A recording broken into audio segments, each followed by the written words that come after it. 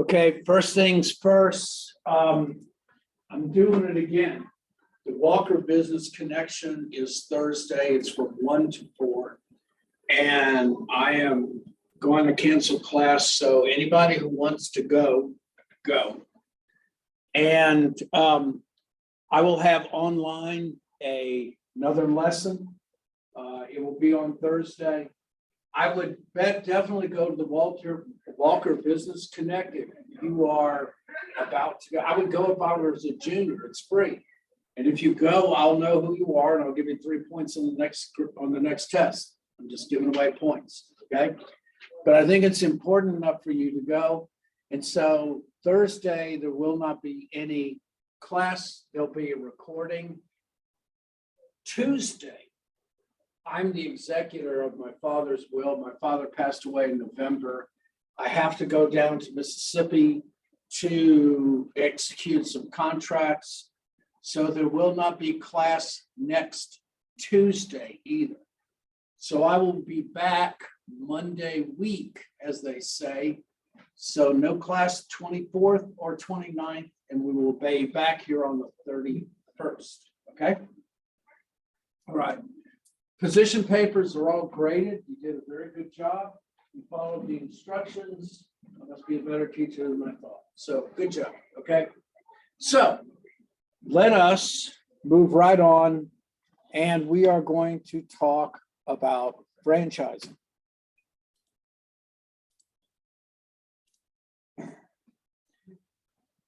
Now, franchising is not a distinctly American invention.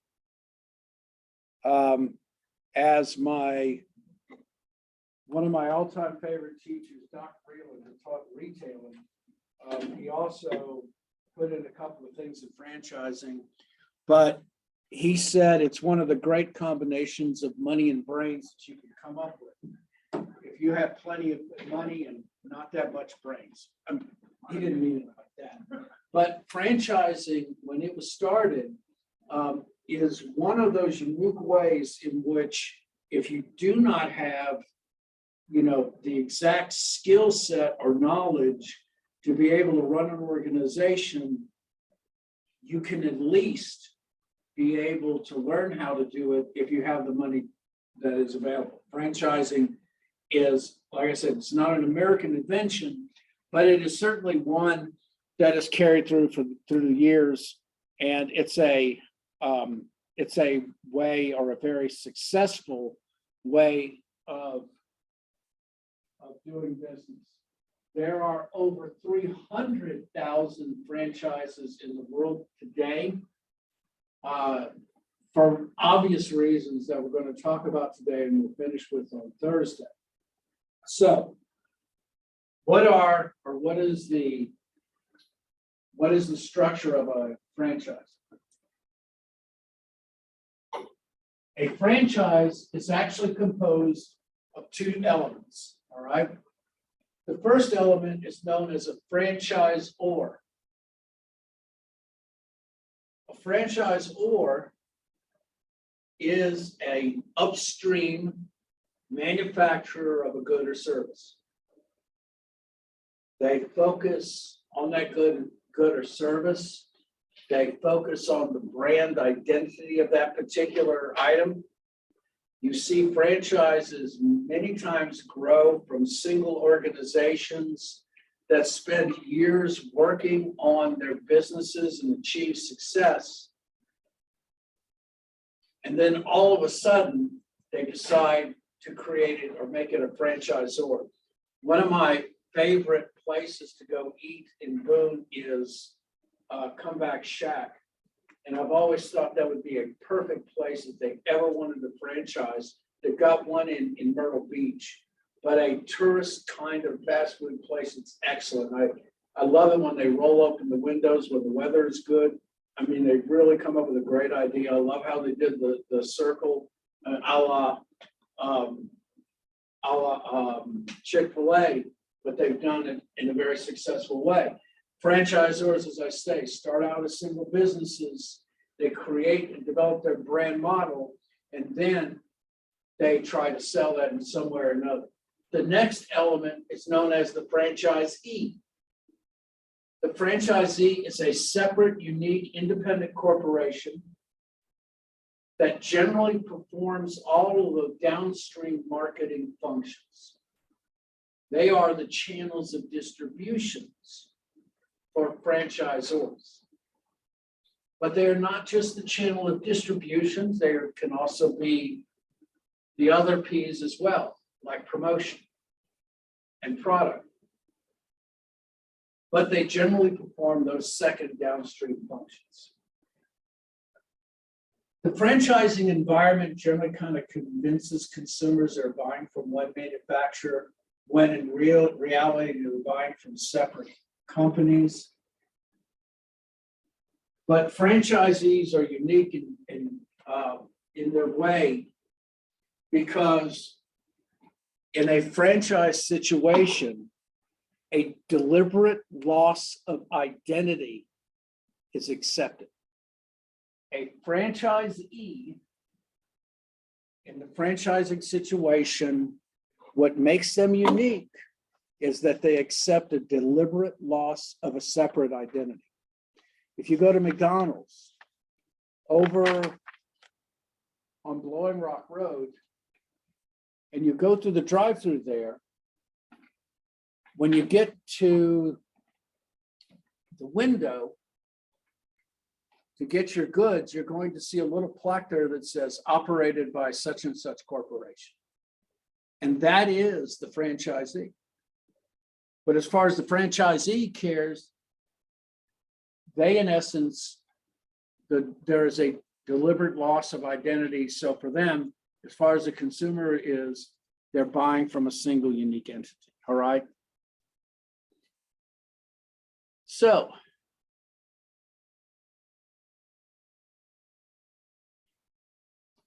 what are the unique specifications about what a franchisor does? Or what are the different things that a franchise will give you? All right. Franchisors generally give you a common brand.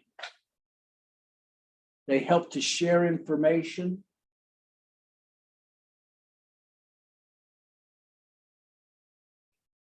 And provide assistance.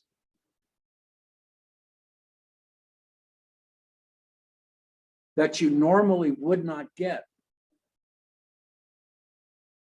if it were simply a manufacturer-dealer situation. So let's talk about the two types of franchises. They are distinct and different. So if you go to Modern Subaru, or you go to Mr. Tire, more Mr. Tire, you're actually going to what is called a product and name franchise. This is purely a supplier-dealer relationship. An example of Mr. Tire also is that it handles more than one model of tire. And so they will handle Michelin, they will handle Goodyear, I believe they handle Pirelli, and they probably handle more than those. They're called authorized franchise systems, and usually the money or the profit is made from them is not through the sale of a franchise fee, but generally it's made from the margins of selling their particular items to dealers, all right? And so the example of that is that when Mr. Tire buys 300 tires, for the lack of a better word, the sole money that Pirelli or Michelin would make is just on the cost of goods that they sell to them. Now, Mr. Tire has the right to use their brand name in their advertisements and call themselves authorized dealers, but they are recognized as being separate and unique entities. They are different. The three main dominant industries are automotive and automotive parts, Modern Subaru, gas stations, which QTs and Keys, And anybody ever see a Buc-ee's? Those things are crazy. But those are the examples. And then the last is bottling companies. The thing to note is there's not one single sole bottling for Coke in the United States. They're across the states, or in every state in the US, and they each bottle their own exclusive amount. So those are product name and trade name franchise. The one that we're most commonly referring to when we talk about franchises is we're talking about business format franchise, where there's a deliberate loss of a separate identity. And not only that, but the franchisor gives the franchisee an entire way of doing business. You keep your books in a particular way. You use a certain selling system. You provide weekly reports.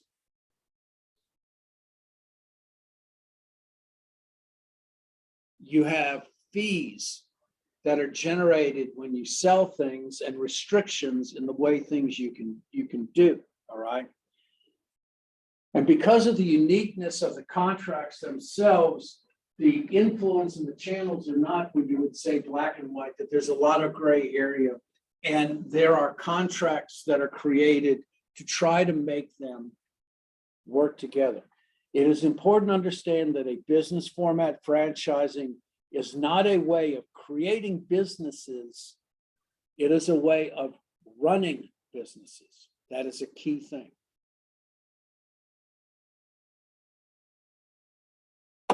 You become a franchisee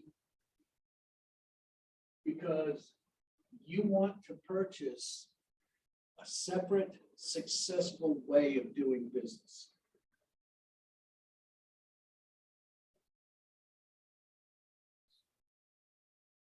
Most franchises use this format.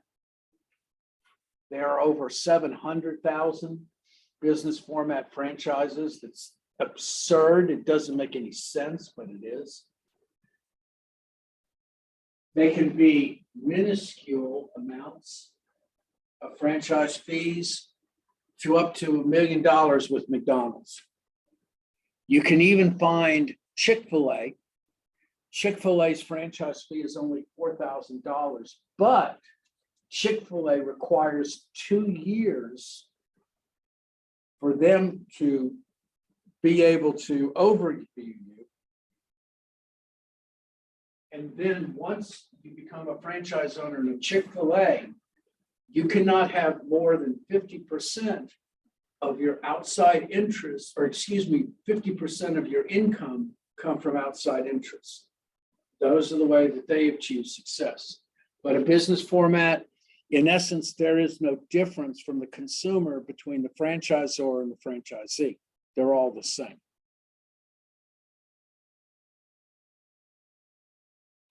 So what are the benefits to the franchisee? What does the downstream member get for their loss of a separate identity? The first thing that a franchisee gets is he gets them able to help them make initial decisions.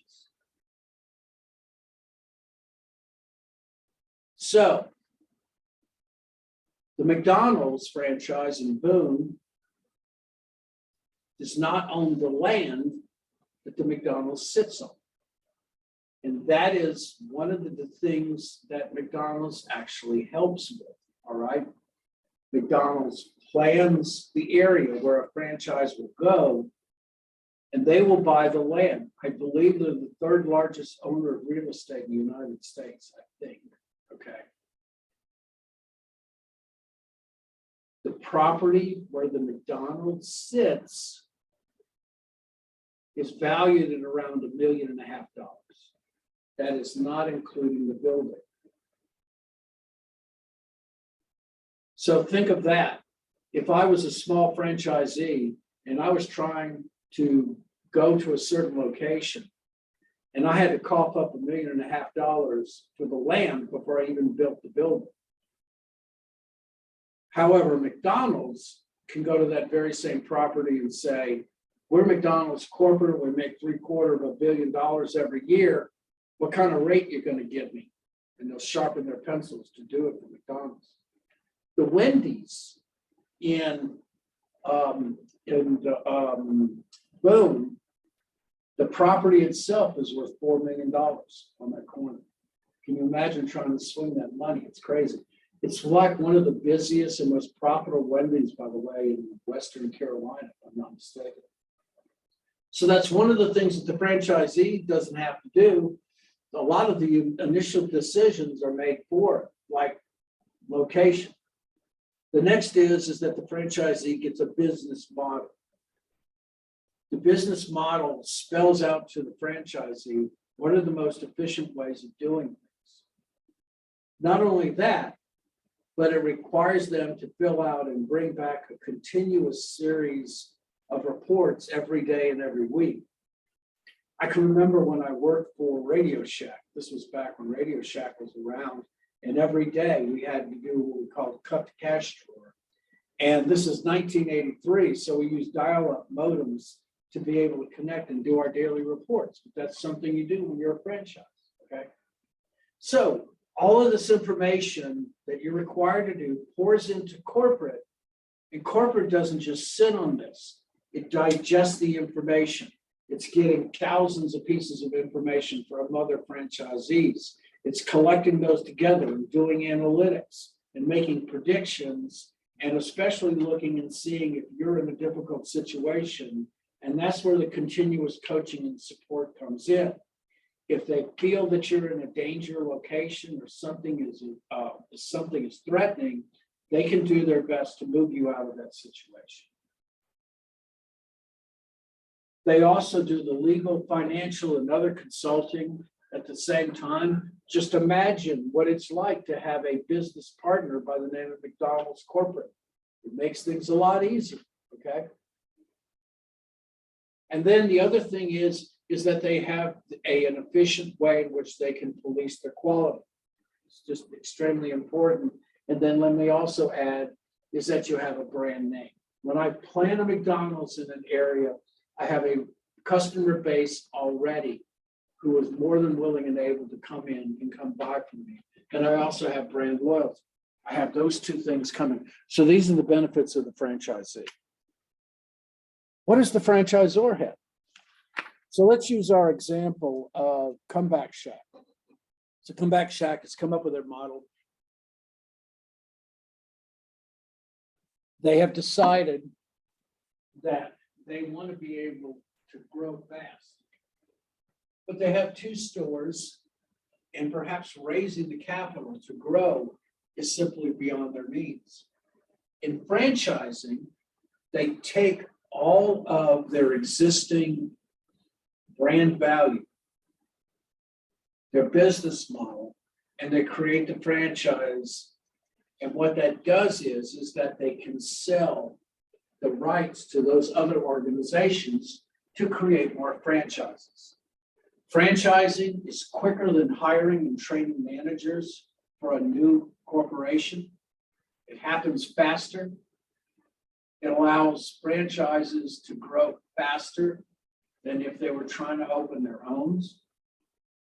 They also have the advantage of having local individuals in unique different market areas who have their own ideas and unique innovations that they can incorporate themselves. In the 60s in Louisiana, McDonald's started selling a fish sandwich during Lent, during the 40 days of Lent, traditionally in a predominantly Catholic group, like in Louisiana, fish was the acceptable thing you ate on a Friday. The McDonald's filet of fish sandwich came from the demand of Louisiana, and that's one of the ways in which innovation flows upward. They would not have had that access internally to themselves in the corporate environment, but the fact that you have feet on the ground in Louisiana, it was enabled them to be able to spread that knowledge. You also have a tap or wealth of talent. You have an incentive for franchisees You have people that can move up to the franchising organization and to move down as well, all right? For the franchisees, if they work harder, they have better performance, they get greater profits. They can keep existing managers, especially those who wish to go somewhere else. Or for the franchisor, it becomes a conduit, a pipeline for them to have talent to come up through the organization. So it means this: if I'm in corporate, I have individuals who have that entrepreneurial spirit. They can leave corporate and start franchises of their own. If I'm a franchisee, I have individuals in my organization, maybe they want to move into the corporate structure. There's another thing that you have as well. So the guy or the individual who was the CEO of McDonald's, who came up with their coffee things, 2006 to 2012, which was enormously successful, actually was a burger flipper. He started at Hamburger U, worked his way up to night manager, became a day manager, owned a franchise, went up to corporate, and then became CEO. It's a real thing. There was a guy by the name of Duncan Hines. Duncan Hines was a salesperson in the 30s, and he was a person who traveled across the United States, and there were not the best places in the world to stay, so he kept his notes. His wife traveled with him, and he kept copious notes about what were the best places to eat, where were the best places to stay. In the 40s, they were at an office party, and they said, "You've got to publish this." And so it became what was known as the Duncan Hines list. He actually sold himself as a brand, and that's what Duncan Hines comes from. So, long story, in the 50s, he's driving by this place in Kentucky, and there's this elderly individual who is selling chicken, and he calls it some of the finest chicken he's ever eaten. And eventually they go to Harlan Sanders, and they convince Harlan Sanders to franchise and become what was later known as Kentucky Fried Chicken. A man by the name of Dave Thomas worked for him when he was 14. Eventually, he was an owner. He became a franchisee. Dave Thomas said every important lesson he ever learned about success, he learned from Harlan Sanders, which for him, the number one is the quality of the ingredients. Everything else is second. Dave Thomas leaves. He starts his own franchise. He starts Wendy's, all right? And so this is what franchisors and franchisees can do for each other. They provide a conduit, a pipeline, so that talent can flow up and down and ultimately doesn't have to leave. So these are the benefits for both sides, okay?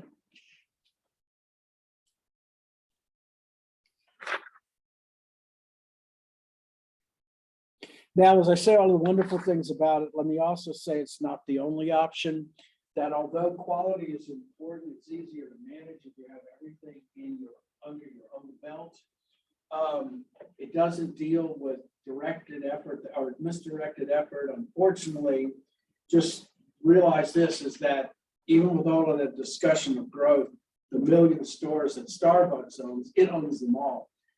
Having said that, they don't own the ones like in airports and stuff like that. But then again, here we are, we're talking that basically the franchising is not the only option. So we're going to talk about payment, we'll talk about real estate, and we're going to talk about termination. And these are important sections when we talk about franchises. So the first thing, what is the payment? What do you have to pay in order to get into a franchise? Well, franchisee has 3 or 4 things they have to pay. The first is what they call is the hostage cost, the initial cost of getting into the system, all right? Generally, a franchise fee, as I've said, can be $5,000, it can be less, or it can be up to $1 million.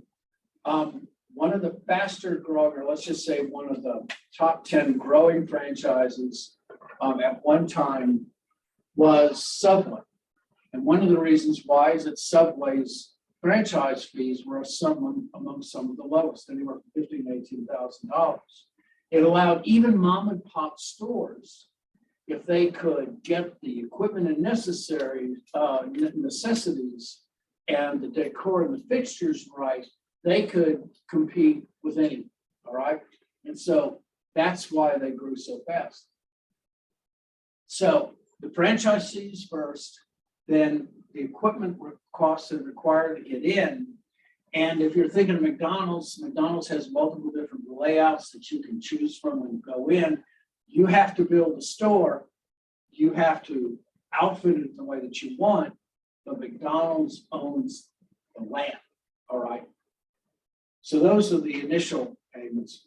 For the franchisor, of course, the initial cost, if you're a McDonald's, is the cost of the land that you buy, and then your revenue comes from royalties on sales. It's important to note that this is the important aspect is it's self-governing. It means that it encourages good practices, because if the franchisee does well, the franchisor does well at the same time.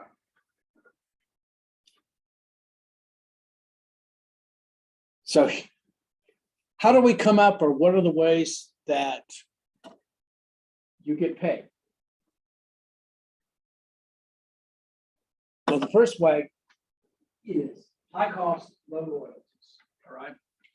So in other words, you try to get the franchisee to front as much payment as you possibly can. This makes it less risky for franchisors, because if you bail or try to renegotiate your contract, they've already recovered a significant amount of money. Not the way most people do it. There's also low cost and high royalties. It shows that you're not going to take the money and run if you're a franchisor. It shows that to the franchisee. It's easier to recruit franchises that way. But the best wheel, or the typical pattern, is an initial low cost and reasonable or low royalties. And quite simply what it means is that as revenue goes up, your return goes up, your royalties go up as well, all right? It's the best pattern, all right? The sunk costs usually are the things that deter renegotiation. So you don't have to worry as much on that side. And the other thing that it does is that low royalties encourages the perception of being generous as a franchisor.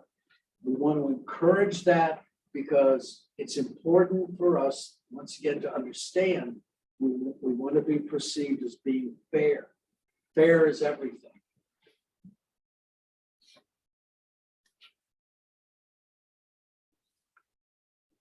So the franchisee owns the lease. So what this means is that the franchisee buys the land, builds the building, and owns that property itself. It's not easier on the franchisor, because the franchisor has to approve everything. It might be much more difficult for the franchisee to secure the land, as I said, because if I'm building a McDonald's, you're telling me I have to put another $1.5 million into the land itself. It doesn't work out easily. And not only that, for the franchisor, you can have bad results happen. So I lived in a small town named Columbia, Mississippi, and they have a franchise that is local to Mississippi called Ward's. They make chili burgers. They're awesome. You just have no idea. There was a Ward's franchise in Columbia that the franchisee owned the building and owned the land. He got into a negotiation, a contract squabble with Ward's corporate, and they had no way of, I don't know all of the particulars, but of course, the local person was considered more sympathetic as well. He broke away from Ward's, started a place called The Deck, and now The Deck sells 3/4 more chili burgers in Columbia than Ward's does. And so that's the example of one of those things that you can get in with if the model doesn't work out right. If If the franchisor owns the lease, it's easier for them to secure the property. It relieves the pressure from the franchisee. And the other part of that is it's easier to terminate the franchisee if it is an egregious situation that you can't come to any kind of resolution, all right? Usually that doesn't happen. Do not want to terminate. It's a bad situation. It's just as bad as a failed marriage. And what you hopefully do is you try to find a way of equitably balancing things out. So let's talk about termination. Termination is extremely costly. Termination means that many times for a franchisor, you can't simply, ideally replace the franchisee. And it's also difficult to replace the knowledge that that franchisee has built up over the years, all right? The franchisees can use that as a lever of negotiation. It means many times that in that negotiations, because of the difficulties of succeeding, that you'll find whatever way to come up with some kind of equitable situation. Usually what happens is in the United States and in Europe, as a matter of fact, you should go find a replacement. Now, what happens if a franchisee finds a replacement, it doesn't mean that they're automatically put in. Those individuals have got to be financially capable of supporting that franchise. Otherwise, they won't be accepted. So even if they can, if they have good financial backing, it still doesn't mean that the franchisor will simply turn it over. The franchisor might have what's called a right of first refusal. And what that means is that the franchisee, you can stop them for selling by making an equal offer. And in essence, the corporation, the franchisor, can make it a company store owned by the company, right? So generally what happens is if there's some kind of irreconcilable differences, a franchisee will try to find someone who's financially stable or capable and willing of taking over, but even the franchisor can say, no thanks.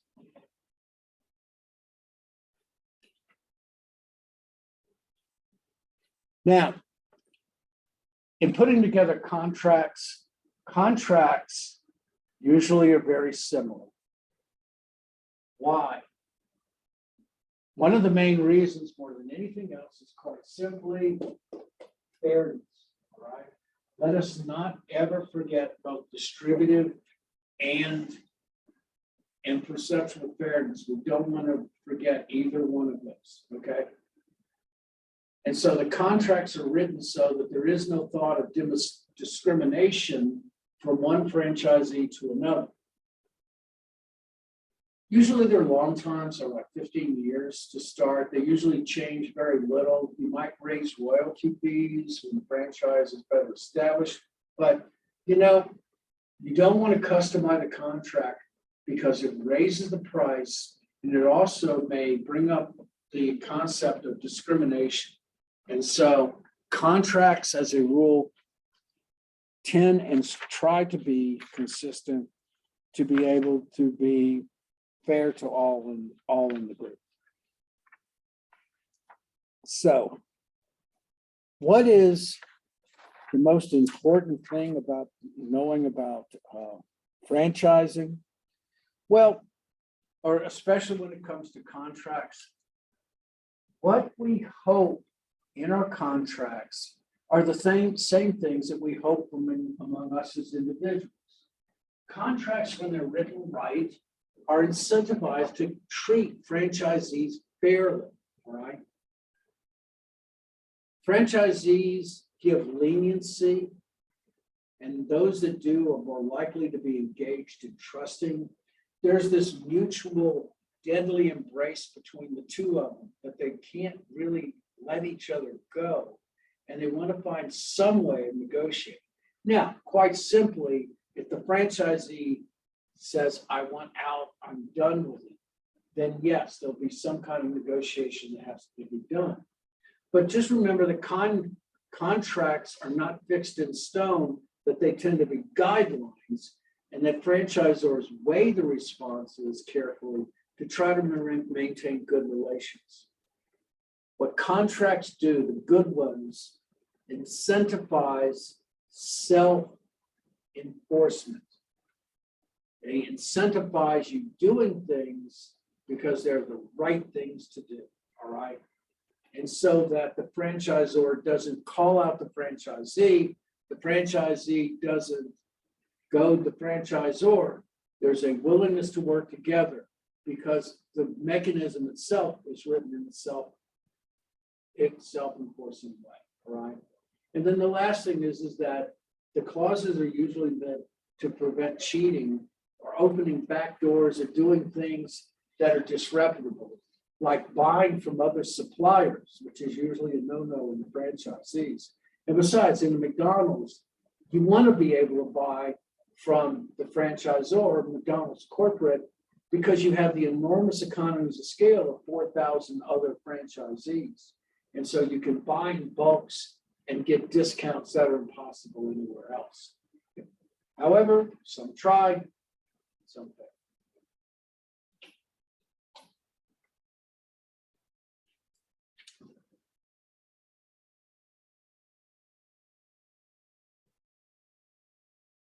Okay, I think I'm going to stop there. You will find on Thursday, there will be a continuation and a finishing of this. And without further ado, let's go on. And remember, no class Thursday, no Tuesday. You'll have 2 recordings, and we'll be back on Thursday, March 31st. Bye-bye. Thank you, Abby. Take care. Have a great week. Enjoy yourself. Weather's looking good. Bye-bye.